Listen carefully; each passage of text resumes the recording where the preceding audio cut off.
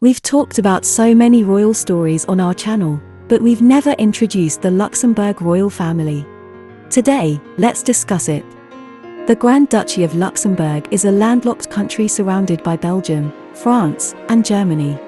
Since it's called a Grand Duchy instead of a kingdom, it means that the monarch's title in this country is Grand Duke instead of King.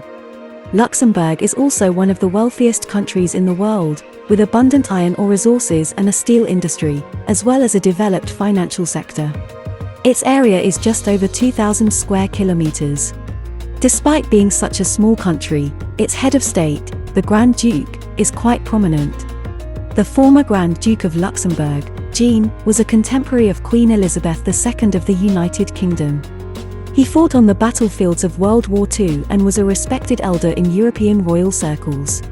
Grand Duke Jean passed away at the age of 98 in 2019. During Jean's lifetime, the royal families were still quite traditional, and intermarriage among royal families was preferred, especially for heirs to the throne, whose marriages were of utmost importance. In his youth, Jean was arranged to marry into the Belgian royal family and wed Princess Josephine Charlotte, the daughter of the King of Belgium. It is said that both of them had significant others when they first met. However, for the sake of family and national interests, they married each other without hesitation. Princess Josephine Charlotte had a stern expression during the wedding ceremony, but after marriage, their relationship grew stronger, and they lovingly spent their lives together. The Grand Duke Jean and his wife had a total of 5 children, with their eldest son being Prince Henri. Henri was born in 1955, belonging to the post-World War II generation of young people. During his studies at the University of Geneva in Switzerland, Henri fell in love with one of his classmates and began pursuing her ardently.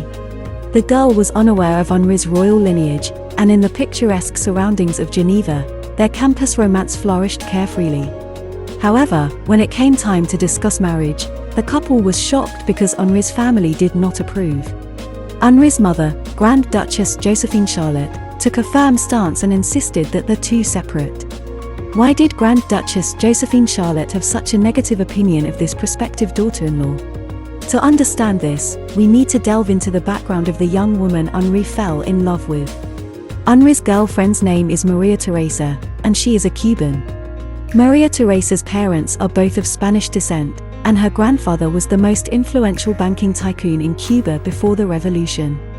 Her father is also a banker, and the family is extremely wealthy.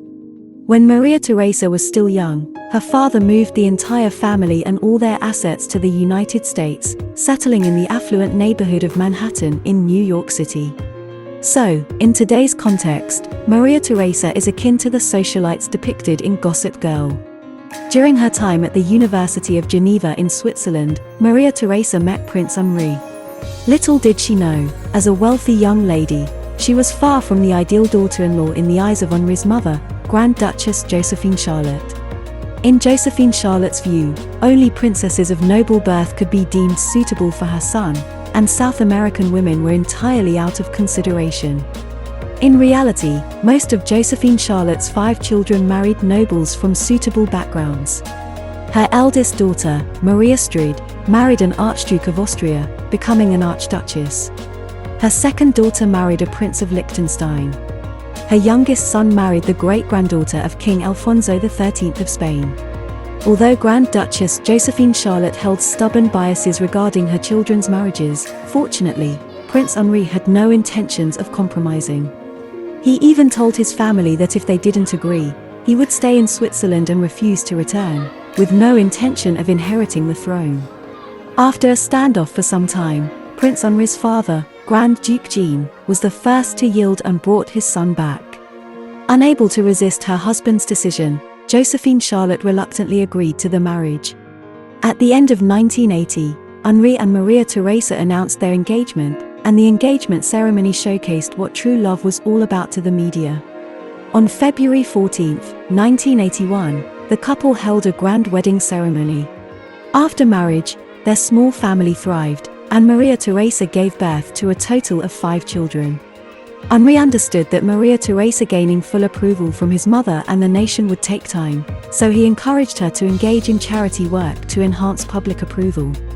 Busy with her duties in organizations like UNESCO and the Red Cross, Maria Theresa's presence was felt widely. Over the past 20 years, Maria Theresa has grown both emotionally and physically. Her children have also grown up, and her husband has become the Grand Duke of Luxembourg, making her the Grand Duchess of Luxembourg. On the surface, Maria Theresa and her mother-in-law Josephine Charlotte seemed to get along peacefully. In a small country like Luxembourg, there were no major upheavals, and life went on smoothly. However, in 2002, during a routine press luncheon, Maria Theresa suddenly became emotional and tearfully recounted various intolerable behaviors of her mother-in-law Josephine Charlotte.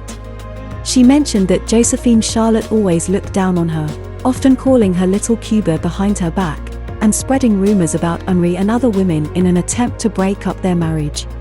The dozen or so journalists present exchanged awkward glances. In an era before smartphones were widespread, their feelings were likely conflicted. After the luncheon, news of the discord between the members of the Luxembourg royal family naturally made headlines, causing a sensation. In the midst of this public outcry, Henri chose to firmly stand by his wife's side, while Josephine Charlotte's image as an elite woman took a significant blow. Although some criticized Maria Theresa for airing the family's dirty laundry in public, the majority of the public sympathized with her. So, do you think Maria Theresa's attempt to intervene in the family's internal conflicts through the media was wise? In 2005, the half-century-long feud between the mother-in-law and daughter-in-law finally came to an end as Josephine Charlotte passed away. Maria Theresa found herself needing to transition roles, now focusing on the marriages of her children, which brought its own set of concerns. In 2006, some media outlets accused Maria Theresa of double standards, noting that when she herself was mistreated, she had vigorously used the media. However, now that Henri and Maria Theresa's first grandchild had been born, the news was tightly guarded by the family and not shared with the media.